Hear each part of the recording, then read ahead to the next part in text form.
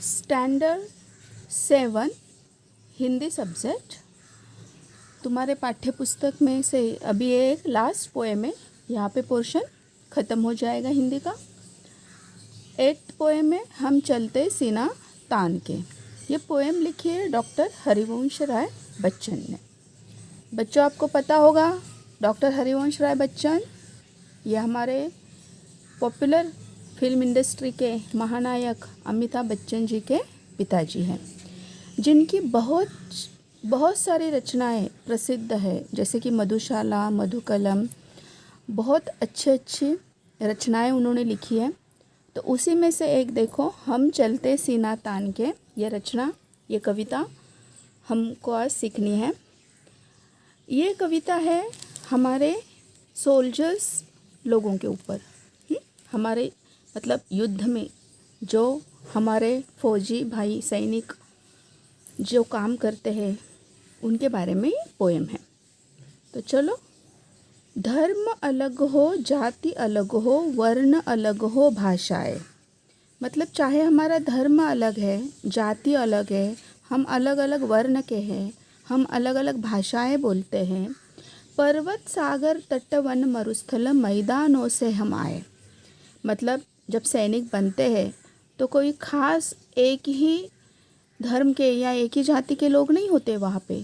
कोई पर्वतीय प्रदेश से आते हैं, कोई सागरी तट के किनारों से आते हैं, कोई वन या मरुस्थल मतलब राजस्थान जैसे प्रदेशों से आते हैं, कोई मैदानों से आते हैं, मैदानी प्रदेशों से आते हैं। तो हम अलग अलग जगहों से आए हैं, हम अलग अलग भाषा के हैं, हम अलग अलग धर्म के हैं, जाति के हैं। फौजी वर्दी में हम सबसे पहले हिंदुस्तान के, लेकिन अब हमने जो वर्दी पहनी है फौजी वर्दी, तो हम सबसे पहले किसके हैं? हिंदुस्तान के। पहले हम हिंदुस्तान के हैं, उसके बाद हम अपने प्रदेश के हैं। भारत माता के बेटे हम चलते सीना तान के। तो हम सब फौजी, हम सब सैनिक, ये भारत माता के बेटे हैं। और हम कैसे चलते हैं? सीना तान के। हिंदुस्तान की जिसकी मिट्टी में हम खेले खाए हैं, जिसकी रजकन हमको ममता समता से अपनाए हैं। मतलब हिंदुस्तान की मिट्टी जहाँ पे हम खेले हैं, हमने खाना खाया है, हम बड़े हुए हैं, उसकी रजकन ने मतलब उस मिट्टी के हर कण ने हमको ममता दी है, समानता से हमको अपनाया है। कर्ज चुकाने हैं हमको उन रजकन के एहसान के। तो इस मिट्टी का कर्ज चुकाने की अब हमारी बारी है, उसके एहसानों का हमें कर्ज चुकाना है।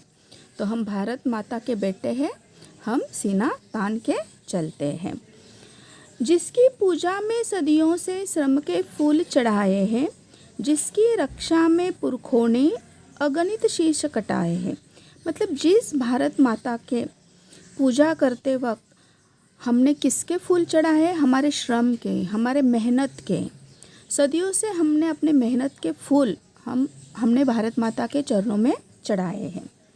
जिसकी रक्षा करते वक्त हमारे पुरखों ने बहुत सारे अनगिनत अपने शीश मतलब अपने सर कटवा दिए हैं।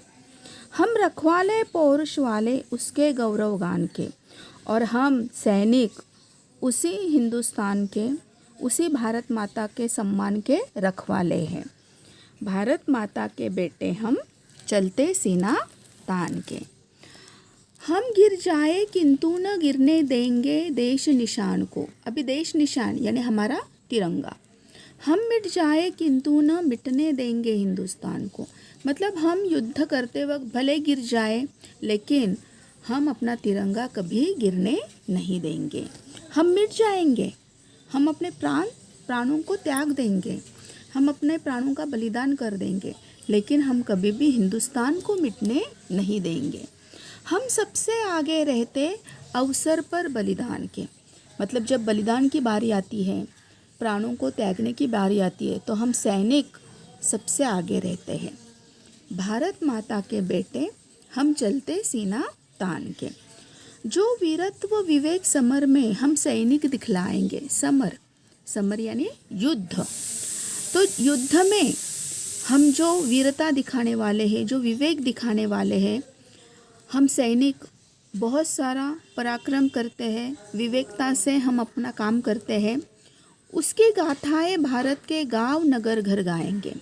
तो हमने जो पराक्रम किया है, हमने जो सशक्त विवेक बुद्धि दिखाई है युद्ध में लड़ते वक्त, उसकी गाथाएं भारत के हर गांव में, हर नगर में, हर घर में गाई जाएगी। अनगिन कंठों में गूंजेंगे बोल हमारे गान के। और हमारे भारत में जो अनगिनत लोग हैं, करोड़ों लोग हैं, उनके कंठों से हमारे ही वीरता के गीत गाए जाएंगे। भारत माता के बेटे हम चलते सीना तान के। तो हम जो ये भारत माता के बेटे हैं, हमें हमेशा सीना तान के ही चलना है। बहुत अच्छी कविता है ये बच्चों, अच्छी तरह से समझ लेना।